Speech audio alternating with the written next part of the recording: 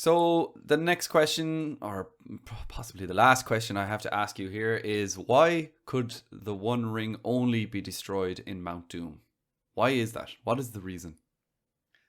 Oh God.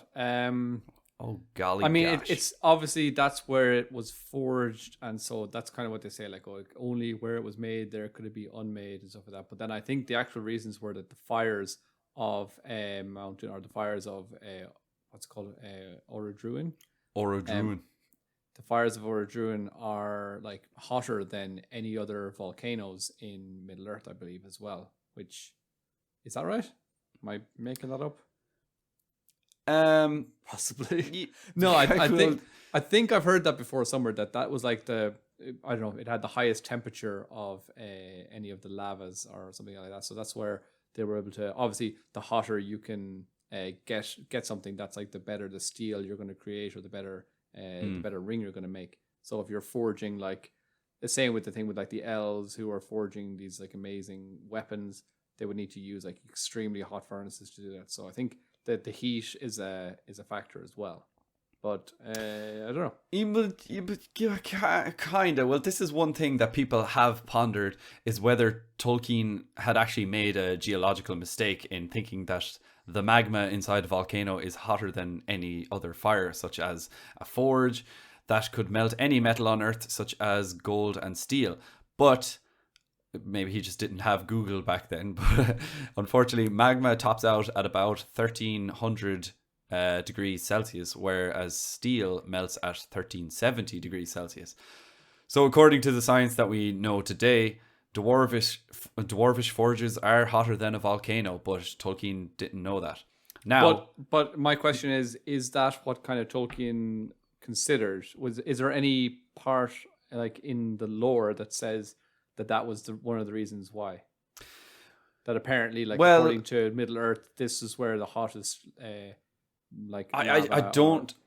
don't think so, because the rings of power worn by the dwarves had been melted by dragonfire, but dragonfire is stated to not be able to melt the One Ring. So perhaps it wasn't only heat that was required. In fact, it's definitely not only heat, because now twice in Lord of the Rings, you already mentioned it, but twice in Lord of the Rings, I believe it's the Fellowship of the Ring book, Tolkien writes a particular word instead of the word destroyed, and in the films Elrond says it too. Exactly. I was going to say, do you know what I speak? But unmade, yes, you are correct. So the ring isn't just being destroyed, but it's being deconstructed and disassembled. Mount Doom, or Orodruin, as we hear it called in the books, is where the ring is created, and thus the familiarity of its origin is where and only where it can be unmade. So not just any old volcano.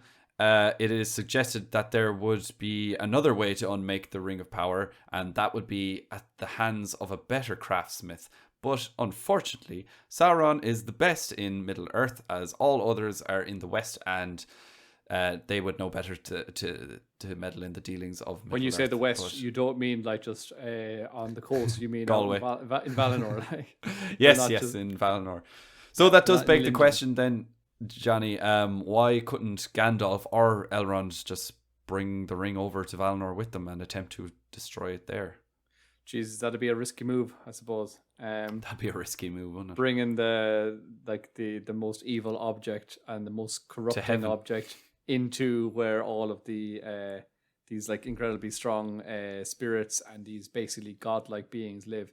Imagine, but it's just important to note that, well, I think it's heavily implied or suggested that the ring can only be destroyed in Mount Doom, but it could be unmade with a better craftsman than Sauron, but he is the best that there is on Middle Earth. Now, there are better ones that are dead and over in Valinor, so why couldn't I just don't think that would ever have been an option. I don't think the Valar would have accepted as something like a corrupted item to enter into Valinor, because, I mean, just nothing is corrupted in Valinor, I suppose, and everything's kind of pure. Well, even that's not really true, but it's up for debate. Yeah, but like they definitely would be like, oh, that's the most evil like artifact in the world. Yeah, please let that in here. Also, the Valar were just like, look, just figure it out yourselves, lads. Like, you know, they're not too concerned about what's going on. I mean, they are a little bit. They like every now and again, very rarely they'll get involved and they'll step in. But normally they're just like, look, ye got yourselves into this mess. You know, you can get your own way out. And as I said, just can you imagine if the ring went into Valinor and then it managed to like corrupt Manwë or like Ulmo or something like that, and then they were just like this evil spirit, and they were like that would be a complete disaster altogether. So I don't know what answer you're going to give me, but I think that it's just never going to be an option. No, you're completely right. And just when you were mentioning it there, it really reminded me of, did you ever watch that TV show Marvel's What If? The cartoon, the animation. I didn't see it all, but I saw a few episodes for sure. So that's narrated by, the name escapes me, but the guy that's narrating every episode, he plays the Watcher, and he's basically, I think at the start of every episode he says something like, "I do not interfere, I cannot meddle," or something. "I am the Watcher," and that's really cool. But that kind of reminds me of what the Valar are. We know that the Valar do not interfere with the lives of the children of Iluvatar, which are basically the men and the elves. But Tolkien writes, quote, "But Gandalf has revealed to us that we cannot destroy it by any craft that we here possess, said Elrond. And they who dwell beyond the sea would not receive it. For good or ill, it belongs to Middle-earth. It is for us who still dwell here to deal with it." So there you go. That's kind of Tolkien's poor attempt of an answer to why that they couldn't bring it over to... No, it's not a poor attempt of an answer, but it really is just like one line to dampen the theories of like, why can't they just bring it over to Valinor? Because I do certainly believe that the ring could be destroyed or unmade in Valinor, but yeah, basically the Valar are like the Watchers of the Marvel universe, or the Watcher. They just do not interfere, and they cannot interfere, and yeah. They're not like the Watcher in the water, however. He does get involved. The Watcher in the water, yeah.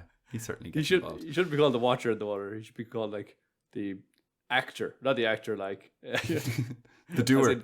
He takes action. The doer in the water, yeah. The attacker in the water.